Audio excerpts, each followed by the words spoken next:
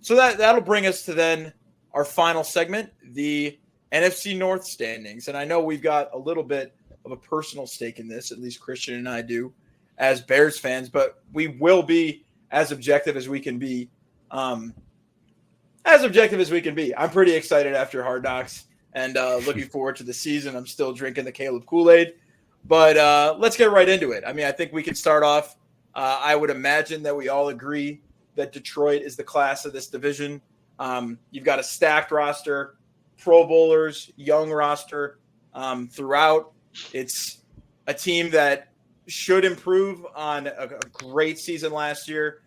They had some questions in the back end of their secondary that they hope to address with their draft. You know, this is a division. You know, there are great wide receivers across the NFL, but this division has some of the best wide receivers in the NFL, and as deep of a class of wide receivers as almost any division in the NFL, especially when you take into account the army of wide receivers that the Packers have. So the Lions have hoped to address their secondary in that way. And I still think that the Achilles heel of the Lions, when it comes to being a Super Bowl contender, I think they're going to be a great regular season team. I think that they're going to go over 10.5 wins. I think that they're going to be one of the better teams in the NFC, but what will keep them from being the best team in the NFC are the quarterback being immobile and the quarterback having a hard ceiling.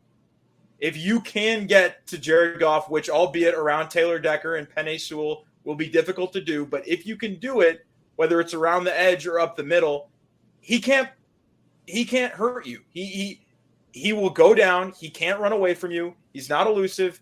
He is a great pocket quarterback. He's a great quarterback off of play action, and they have a great running game in Detroit.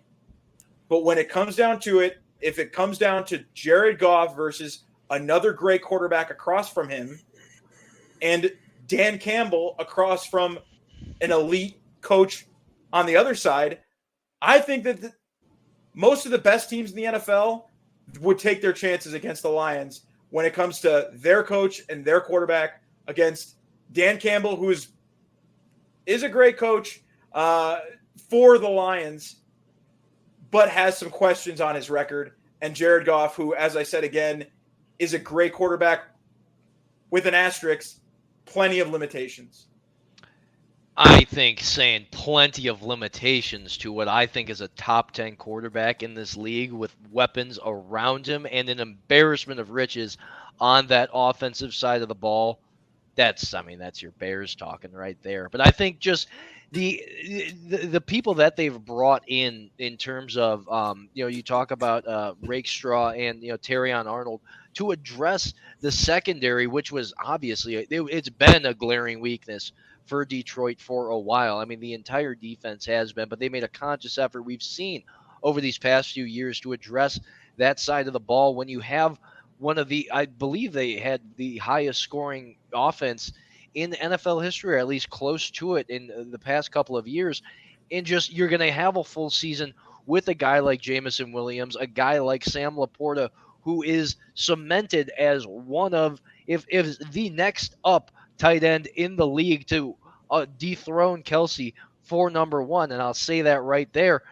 That, along with Jameson Williams, Amon-Ra St. Brown, who you don't even need to address. I mean, just how consistent he is in terms of a pass catcher. I think they're going to have another season where they make it an entire track meet on the offensive side of the ball. And with the additions that they have already made on the defensive side of the ball, I got them over this win total, Pat. I got them winning at least 13. We could even see 14 wins. I would hammer the over for the Detroit Lions this year. I'm going to take the over slightly, but I'm actually having a hard time with the Detroit Lions, whether or not they finish third in this division. This is not my first place team in the division. I do think there are some issues. I think this could be the best front seven in football. I love what they did in the offseason to add DJ Reader, Marcus Davenport, extremely talented on the front end of this defense. Jack Campbell is just like I mean, the epitome of a football player when it comes to linebackers. And I love everything about their front seven. But I'm looking at Malik Neighbors in this camp absolutely kill their cornerbacks, the Lions cornerbacks in training camp right now. And I know for a fact they have to play Justin Jefferson twice. They have to play our receivers twice. I think they're going to have a really serious issue with Justin Jefferson. I think so much so that they're going to end up splitting games with Minnesota. They're going to at least split games with us. I would not be surprised if they lost both games to the Chicago Bears. And I would not be surprised if they lost both games to the Green Bay Packers. My core issue with this team is the secondary. You lost Gardner Johnson, not a terrible loss. You do have a lot of depth there from last season, Kirby Joseph and Afitu. You added Carlton Davis, I like a lot. But Emmanuel Mosley just tore his pec in camp, so he's out. And then you're relying on two other rookies. I love Brian Branch, but these two other rookies, Tyrion Arnold and Ennis Rackstraw, are you going to really trust them against Justin Jefferson? No. I don't know. Exactly. So, yeah. So, I actually have a hard time. Not as a rookie DB going up against Justin Jefferson or any of the top wide receivers. I mean, I think that they're going to have a hard time containing the Packers core wide receivers. This and is why we can go Packers next. No, I want to say finish your Lions thought. Yeah, week 1 they play the Rams, and I believe they play the Rams. They play in Detroit Sunday Night Football. That's must. I expect a shootout, and I expect Detroit to have serious problems with Puka Nacua and Cooper Kupp. Day 1, game 1. A major insider tip: take Lions games overs and team total overs, and you'll make some money this year. Absolutely. We have a Ben Johnson believer on the podcast. Is what I'm understanding. We absolutely do. Too good for the Commanders, but apparently you can call. I'll stop letting my Bears bias get involved in this situation. Which brings us to the Green Bay Packers, who I have under 9.5 wins. And this is not look, I'm not going to let my Bears bias paint this entire analysis. And I will admit, I am a total believer in Matt LaFleur. I think he's one of the best coaches in the NFL. I've seen it. I think that when it comes to doing more with less, you're watching a true McVay disciple in Shanahan. I think he really does what you ask for in terms of setting up the play action with that zone run scheme. I think he puts his players in the best position to succeed. So that's the good. I think that Matt LaFleur is an excellent coach, and I've got to give it up to him in that respect. Which is why I think that Jordan Love is not as good of a quarterback as everyone is making him out to be. Because I think that he has benefited immensely from Matt LaFleur in this sense that when you watch Jordan Love play, when you watch some of his best plays, he's not getting pressured. He's usually set up of great scheming based on play action. And then he's getting the ball to an open receiver because they've been schemed open. I think that Matt LaFleur has been a great coach. Jordan Love has made some great plays. He's made some incredible plays. I'll give him that. And he had an excellent back half of the season. However, he also made some boneheaded plays. He also made some plays that I would never want my quarterback to make.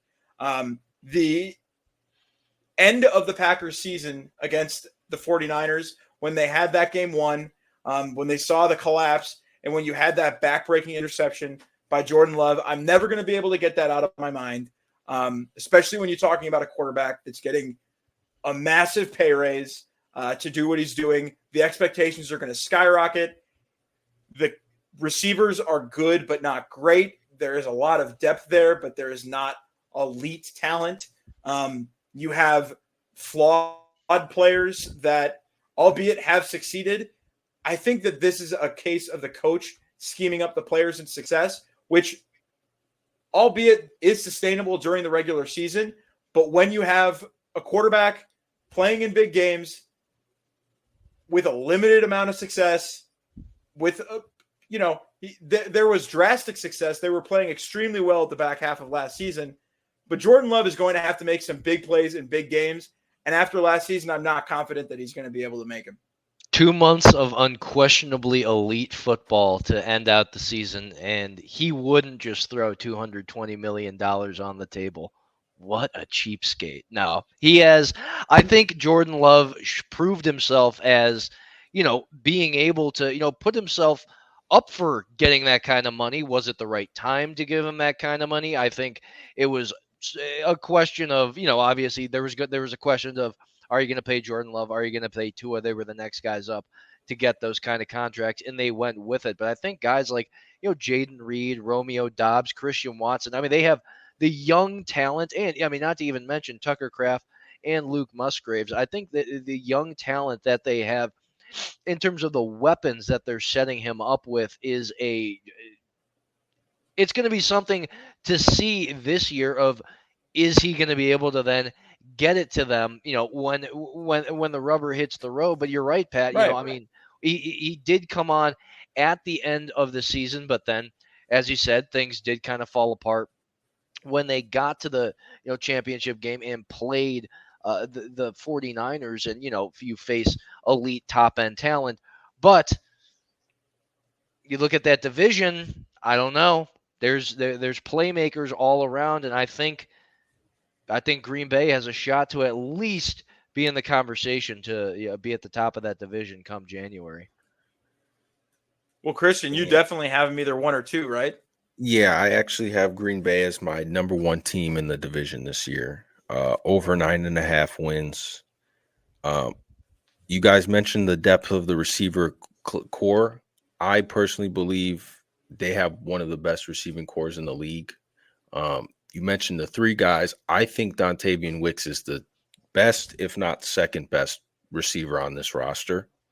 I know Jordan Love's favorite target right now is Romeo Doubs, but I do think there is a pathway for Dontavian Wicks to eventually take that wide receiver 2, maybe even wide receiver 1 role. I'm really bullish on him just as a football player. Not sure if it's going to translate to fantasy this year. And then they really don't talk about Elgin Jenkins enough. I think he's one of the best left guards in football, and he's played all over that offensive line over the years. And Zach Tom, terrific right tackle. So I think the offensive line is kind of unsung. They're a really strong offensive line. I do think losing Aaron Jones, I believe losing Aaron Jones is going to be a big deal. I think he meant a lot more to that offense than people realize. Even more than Josh Jacobs going to mean? Yeah, even if they did swap out Josh Jacobs, I do think they're still going to miss Aaron Jones. However, I do think Josh Jacobs has the ability to perhaps put on some playoff performances that they haven't really had in Green Bay from running backs that I can really recall. I don't know, maybe Eddie Lacy. Yeah, Eddie Lacy was the last playoff moment maybe for a Green Bay running back.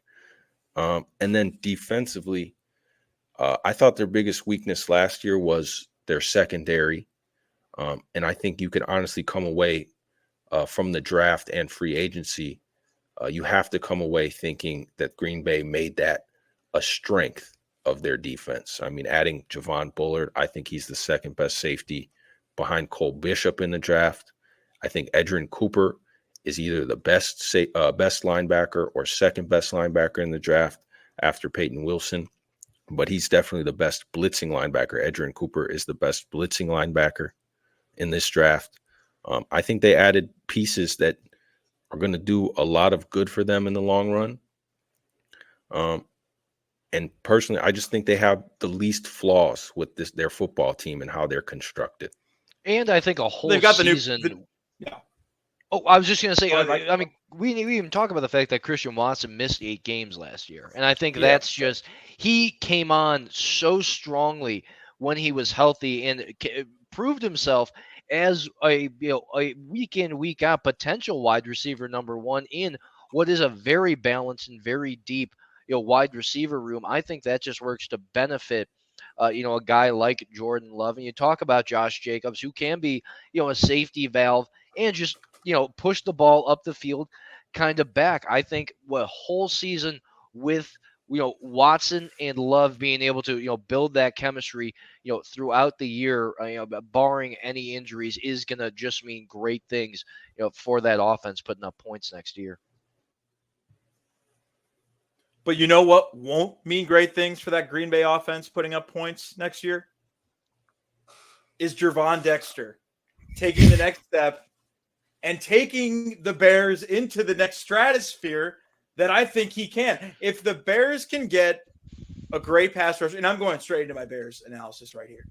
If the Bears can get a great pass rush, I think that they will blow past the Packers, the Lions. I think they need to set their sights on the Super Bowl. I really do. I mean, I'm not – this is not just me speaking as a Bears fan. This is me speaking as an observer of a team that may have the best wide receiver trio in the NFL. If Rome Odunze is what we expect him to be, they could be one of the best wide receiving corps in the NFL. And it amazes me that I'm even saying that as a Bears fan. But you have that, you pair it with a great running back in DeAndre Swift, and I think an improvement in terms of his versatility over Khalil Herbert. And, you keep Roschon Johnson. You have, as I mentioned before, you've got a great tight end in Cole Kmet, who I believe to be a top 10 tight end. One of the best Y tight ends in football, I would say, when you consider him as a pure blocker and short area pass catcher. As a tight end, I think that Cole Kmet just really sets the standard there. And then you have the other side of it with Gerald Everett in terms of being a great U tight end. I think they have one of the best tight end duos to that respect, and I think Shane Waldron's going to be able to utilize that.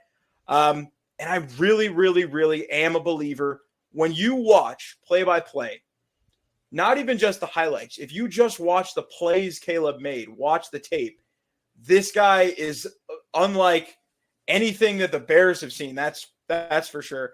And he has that Aaron Rodgers era, the Aaron Rodgers, Pat Mahomes, dare I say, aura to him when he plays, the throws he makes. And I'm telling you, man, I'm not just talking about the highlights. You watch him play to play.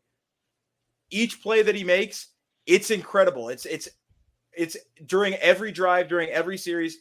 This is going to be unlike anything we've ever seen. And that could mean that it goes horribly wrong because he could believe too much of, and he could, overplay his hand. And then we could see a disastrous season for the Bears. I mean, if it goes wrong, it could go horribly wrong. Obviously, nobody's hoping for that, but I do believe they're going to go over 8.5 wins. I think they'll comfortably be over that. I think they'll be knocking on the door for a playoff spot, possibly for the division if the top teams in the NFC North are as flawed as I think they are. So I think that the Bears do have a chance this season. I think that people are writing them off as the same old Bears. But once again, it's going to come down to whether they can generate a pass rush.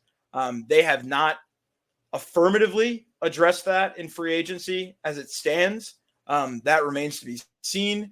DJ Moore's contract just opened up a ton of cap space this season for them. So we'll see if that gets used on a top edge rusher. But once again, they're doubling down on Gervon Dexter, turning into a top 3 technique in this league. And if he does, then the league needs to watch out because this Bears team is going to be dynamic. I think you got to give all the credit to Ryan Poles of putting a guy like Caleb Williams. He made a conscious effort to put him in the best position to win right now, bringing in Keenan Allen, bringing in DeAndre Swift, obviously already having, the contract with DJ Moore with that trade with the Panthers, to even be in that position. And then a guy like Rome Odunze. I mean, like you said, Pat, the top end talent and the names that they have around Caleb Williams, if the progression comes through and if the defense can stand up and, play what is historically Chicago Bears defense, I think there's just too much talent on the offensive side of the ball for this not to work out, honestly. Yeah, I'm on the over here as well. have a tough time figuring out whether they're the second or the third best team in this division, but I do actually have 3 teams making the playoffs in this division, the Bears included. Just the major questions that I have is, what are we going to do with Khalil Herbert as a running back? I love him, but he seems like a piece that we're going to move off of. And then up front, Nate Davis, by all accounts, he has to win that job back. Coleman Shelton looks like he's going to be the starting center, and Bates the right guard, at least to start the year. So that's my biggest concern with the offense. If Caleb has to throw off his back foot a lot, I don't think that's a recipe for success. And as far as the defense is concerned, I do think there's a piece or two missing. I have seen a lot of DeMarcus Walker playing 3-tech in camp. Something to keep an eye on. Yeah. I don't hope they rely on that. Yeah. But they are talking. I'm hearing Ngakoue picking him back up, maybe a Shaq Lawson. But I do think they need some more positions on the edge. My favorite part about this team is the secondary.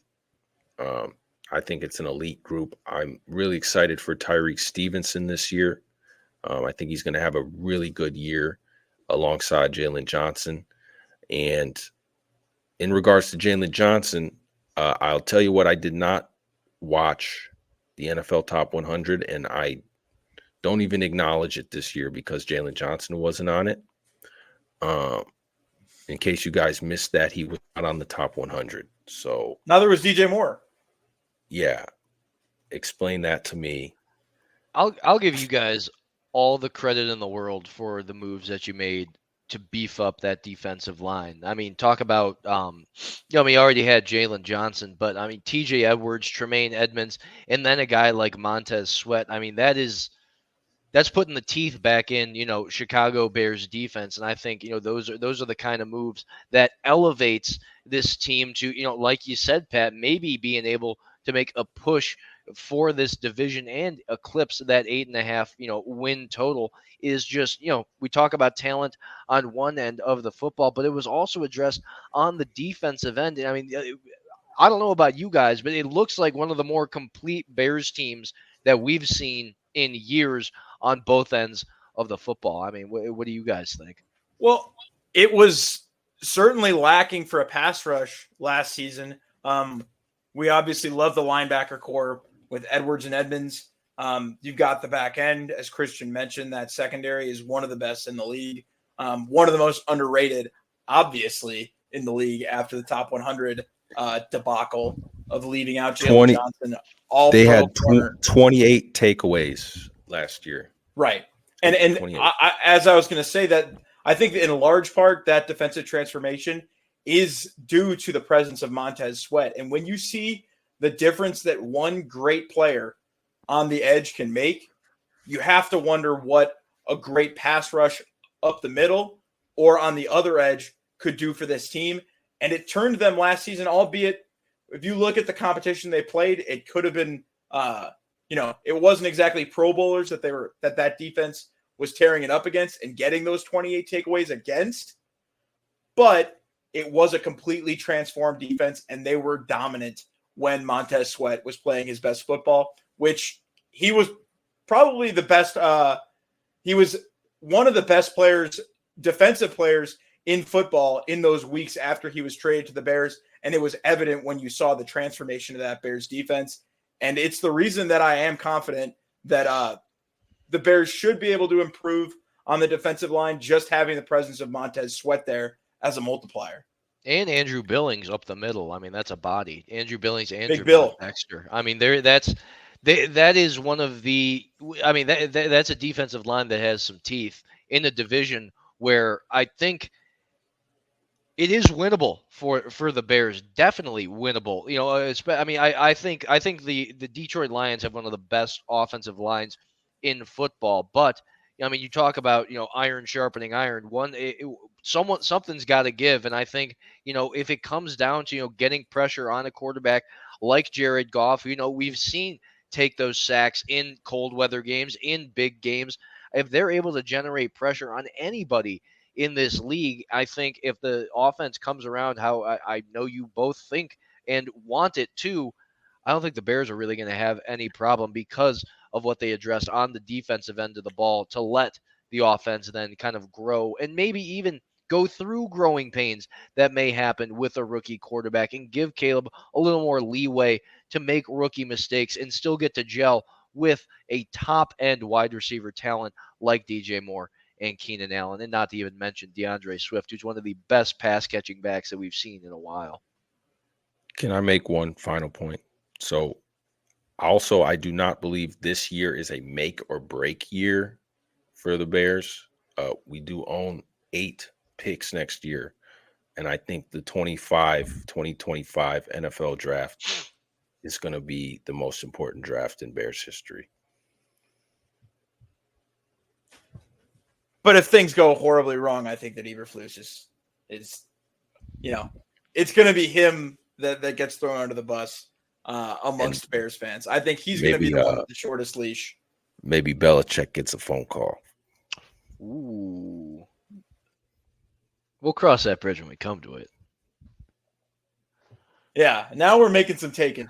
Now we got some hot takes going, which should bring us to probably the coldest take for me, the coldest team for me, in one of the coldest towns in the United States, up in cold Minnesota, as Lil Yachty would say. We have the Minnesota Vikings, and I have them under 6.5 wins, if you can believe that. I think that 6.5 is way too high of a total for them. I understand that Justin Jefferson's a great player. I think that Sam Darnold is a hope and a prayer of a bandage of a quarterback. I think they're hoping for a Baker Mayfield-like turnaround. I don't expect them to get it, especially not. This ain't the NFC South. This is going to be a deep division. I think they're going to be the worst team in this division. I think they're on a downward trend. I think it's going to be on Kevin O'Connell to turn it around. I think it's a big year for him in terms of really testing whether this offense is something that can be sustainable. And when you have Kirk Cousins playing point guard and spreading the ball to all of these receivers, and you've got great weapons around on the Vikings. I don't want to discount that. But when you don't have the quarterback, it's going to become evident. And I don't think they have the quarterback at this point. I think that if J.J. McCarthy is the guy, I don't see it happening this year. After watching him at Michigan, he can do a lot of great things. But I thought that he was overdrafted where they took him and that he's not going to be a strong contributor this season.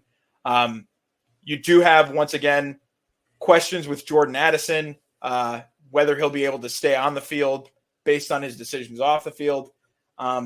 You've got question marks here. I think Brian Flores is a great defensive coach, but I don't see this team contending with the top 3 teams in this division. And I think that they're really going to struggle this season.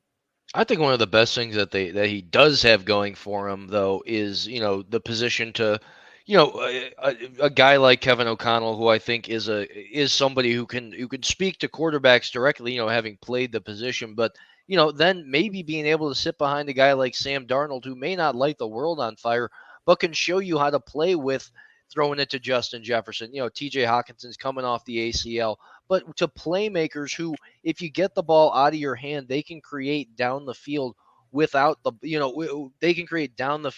without having to air it out. I mean, I think that may be the way you ease JJ McCarthy into an offense like this, is showing him just get the ball out of your hands. You still have Aaron Jones in the backfield as a safety plug, or just to hand the ball off to.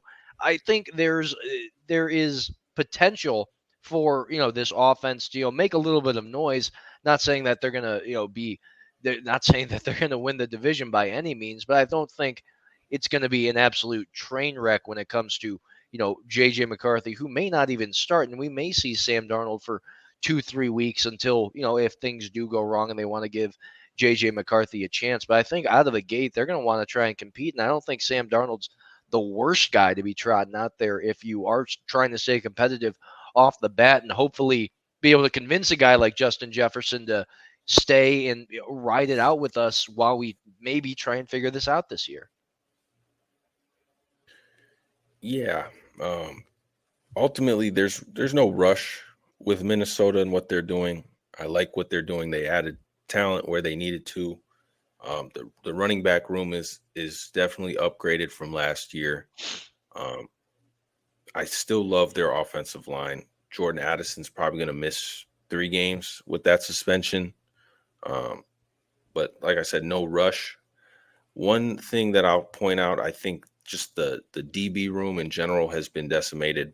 Mekhi Blackman tore his ACL, and then obviously Kyrie Jackson, he passed away before the season started. So when things like that happen, I just think it's kind of the season kind of ended before it even began. And I love what they did. I mean, even the offseason adding Blake Cashman, I just think they've already lost so many things on defense that there's really no expectation for them to be a very high quality defense. And then the last point I'll make about the Minnesota Vikings is I didn't really see Will Reichert out of Alabama being the best kicker in this draft. Roll Tide. What? I did not. I thought Cardi was probably better. And then in the division, Detroit, Jake Bates is I think he was a rookie, but he kicked in the UFL this summer.